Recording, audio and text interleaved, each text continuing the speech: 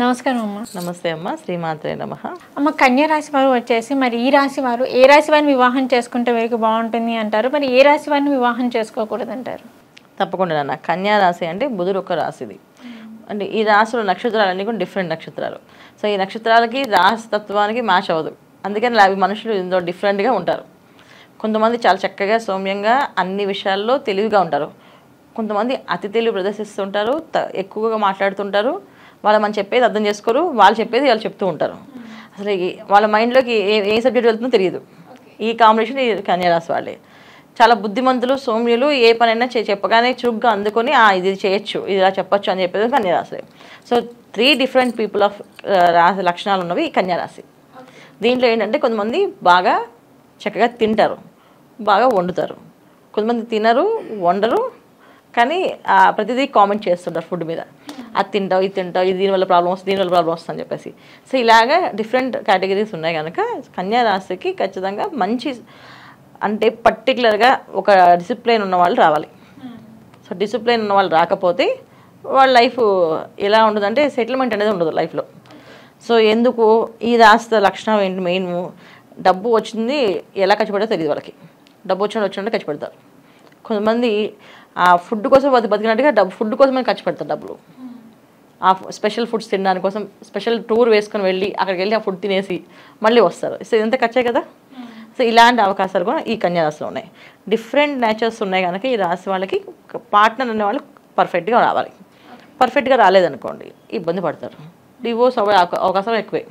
So అమ్మాయిలతో ఎక్కువగా తిరిగేది, తర్వాత వద్దనుకునేది కూడా ఈ కన్యా రాశి వాళ్ళే.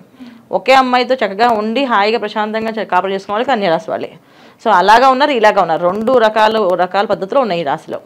ఎందుకంటే ద్విస్వభావ రాశి. ద్విస్వభావ అంటే 2 లక్షణాలు కలిగిన స్వభావం రాశి.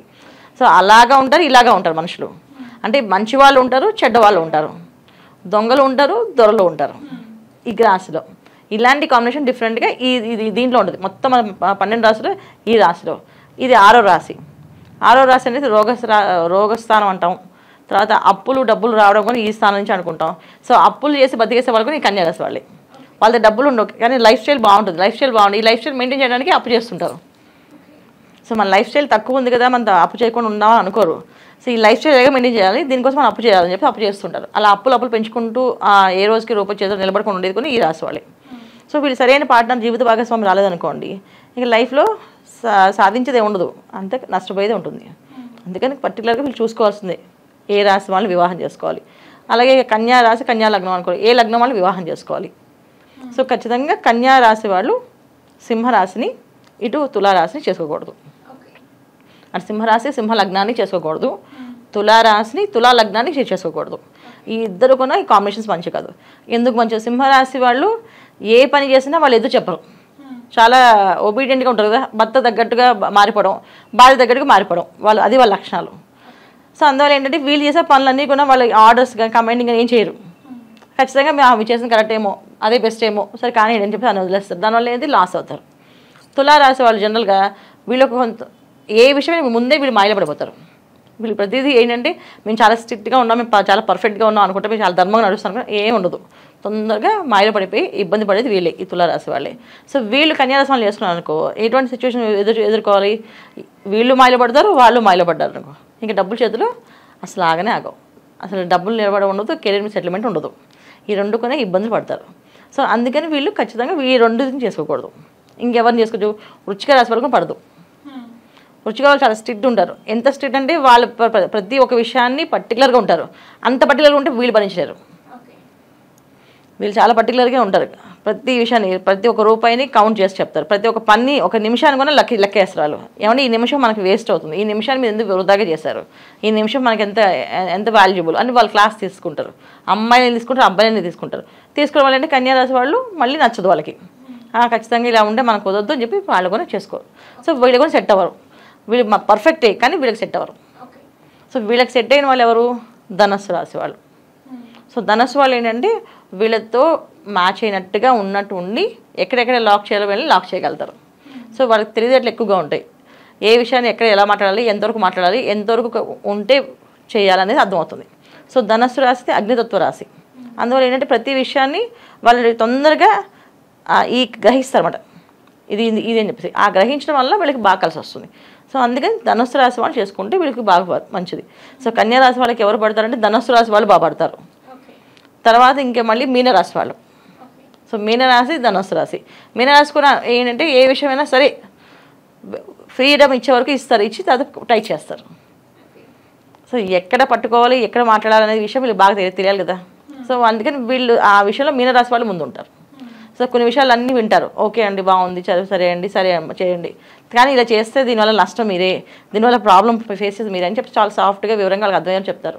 అందువల్ల కొంచెం లైఫ్ బాగుంటుంది. చాలామంది పెళ్ళి అయిన తర్వాత సెటిల్ అవుతారు. కన్యారాశి వాళ్ళు పెళ్ళికి ముందు సెటిల్ అవ్వరు. పెళ్ళి అయ్యాక జీవిత భాగస్వామి తెలివైన భార్య వస్తే ఆ భర్త చేతులు డబ్బులు నిలబడతాయి. తెలివైన భర్త వస్తే ఆ అమ్మాయి స్టేబుల్గా ఉంటుంది ఇంట్లో. లేకపోతే ఏంటంటే ఏదో ఒక పని చేస్తుంటారు. సో కన్యారాశిలో అబ్బాయిలకి స్టేబిలిటీ చాలా తక్కువ ఉంటుంది, అమ్మాయిలు చాలా స్టేబుల్గానే ఉంటారు.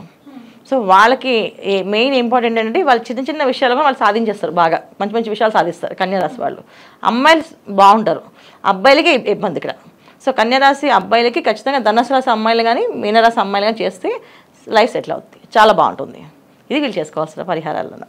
అమ్మ ఆల్రెడీ పెళ్ళైపోయిన వ్యక్తులు ఉంటారు కదా కన్యారాశి వారు, మరి వారి దాంపత్య జీవితంలో ఎటువంటి ప్రాబ్లమ్స్ వచ్చినా కానీ మరి దానికి వారు ఎటువంటి పరిహారం చేసుకుంటే మరి వారికి బాగుంటుంది అంటారు? తప్పకుండా అన్న. ఇప్పుడు కన్యారాశి మన ఈ ధనుసు రాశి కాదు మీన రాశి కాకుండా వేరే రాశిని పెళ్లి చేసేసుకున్న వాళ్ళు చేసుకోవాల్సిన పరిహారం ఏంటంటే ప్రతి ఒక్క విషయంలో ఎక్కడెక్కడ వీళ్ళిద్దరూ మైనస్ ఉన్నారో ఫస్ట్ రాసుకోవాలి. జనరల్గా ఏంటంటే అందరూ ప్లస్లు రాసుకుంటారు, వీళ్ళు మైనస్లు రాసుకోవాలి. ఓన్గా వీళ్ళు ఓపెన్గా ఎవరికి వాళ్ళు నా విషయంలో నాకు ఇది మైనస్, నాకు ఇది మైనస్, నాది ఇది మైనస్. ఎందుకంటే వీళ్ళ మైనస్ ఎదుటి వాళ్ళు చెప్తే ఒప్పుకోరు. వీళ్ళు మీకు ఈ విషయాలు మైనస్ అండి అంటే ఒప్పుకోరు, మీకు ఈ విషయాల్లో ప్లస్ అంటే ఒప్పుకుంటారు. సో అందుకని ఏం చేయాలి, భార్యాభర్త మధ్యలో ఎప్పుడు కూడా ఏంటంటే ఒక మంచి అండర్స్టాండింగ్ కావాలంటే ఎవరి మైనస్ వాళ్ళే రాసుకోవాలి. ఒకరి మైనస్ ఒకరు చెప్తే రాదు, అది వర్కౌట్ కాదు, మళ్ళీ గొడవ అవుతుంది. నువ్వు నాది మాత్రమే పాయింట్అవుట్ చేస్తున్నావా, నీకు కూడా పాయింట్స్ ఉన్నాయి చెప్పేసరి అక్కడ ఏమవుతుంది, మళ్ళీ గొడవ మొదలుకు వస్తుంది. అందుకేంటంటే ఎవరికి వాళ్ళు సెల్ఫ్గా నా మైనస్ పాయింట్స్ ఏంటి అనేది వీళ్ళు రాసుకొని వాళ్ళ మైనస్ పాయింట్స్ వాళ్ళు రాసుకొని ఈ మైనస్ పాయింట్స్ ఎక్కడెక్కడ మనం సరి చేసుకుంటూ రావాలి అని సరి చేసుకోగలిగితే సరి చేసుకునే విషయంలో డిస్కస్ చేసుకోవచ్చు. నాకు ఇది మైనస్ అండి అని చెప్తే వాళ్ళు అవతల హ్యాపీగా ఫీల్ అవుతారు.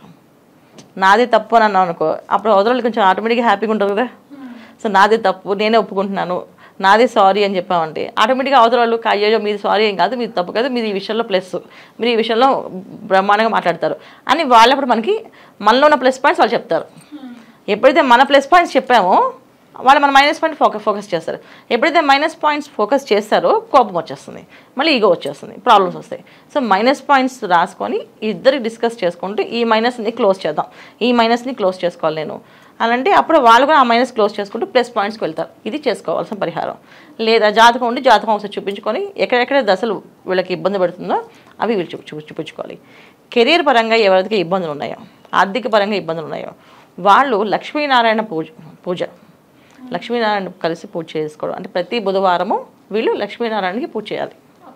సో తులసి దళాలు వేసి చక్కగా అమ్మవారికి పుష్పాలు తులసి దళాలతో పూజ చేసి ఆ తులసి దళాలు ధనం పెట్టుకునే ప్లేస్లో, అంటే ధనం దాచుకునే ప్లేస్ ఏదైతే ఉందో బిరువాలో అవి వెళ్ళి ఈ దళాలు తీసుకెళ్ళి పూజ అయిపోయిన తర్వాత అక్కడ పెట్టుకోవాలి. పూజ అయిపోయిన మళ్ళీ బుధవారం రోజు మళ్ళీ సేమ్ లక్ష్మీనారాయణకి ఇద్దరికి పూజ, తులసి మాలలు పువ్వులతో పూజ చేసి మళ్ళీ ఈ దళాలు తీసుకెళ్ళి లోపల పెట్టి ఆ పాత దళాలు తీసి నిర్మాలంలో పడేయాలి, నీళ్ళలో వేసేయాలి. సో ఇలా చేయడం వల్ల వీళ్ళకి ఆర్థిక ఇబ్బందులు లేకుండా దినదిన అభివృద్ధి ఉంటుంది. అప్పులు చేయకూడదని వీళ్ళు నియమం గట్టిగా పెట్టుకోవాలి. మనం ఎట్టి పరిస్థితుల్లోని అప్పు చేయకూడదు. ఎందుకంటే వీళ్ళు అప్పు చేసి వీళ్ళు అప్పు తీర్చలేరు. అప్పులు ఈజీగా పడతాయి వీళ్ళకి, కానీ అప్పు తీర్చే మార్గం దొరకదు వీళ్ళకి. అందుకని వీళ్ళు అప్పు చేయకూడదని నియమం ఖచ్చితంగా రాసి పెట్టుకోవాలి. వీళ్ళు ఒక గోడ మీద రాసుకోవాలి, అప్పు మేము చేయకూడదు అనేసి. వాళ్ళ బెడ్రూమ్లో వాళ్ళకి కనిపించేటట్టుగా పెట్టుకుంటే అది వీళ్ళకి చాలా అభివృద్ధిలోకి వచ్చే అవకాశం ఎక్కువగా ఉంటుంది. అమ్మ మరి కన్యారాశి వారు వచ్చేసి ఏ రాశి వారిని వివాహం చేసుకుంటే వారికి బాగుంటుంది, మరి ఏ రాశి వారిని వివాహం చేసుకోకూడదు అనే దాని గురించి అయితే తెలియజేశారు. ధన్యవాదాలమ్మా. నమస్తే అమ్మ. శ్రీమాత్రే నమః.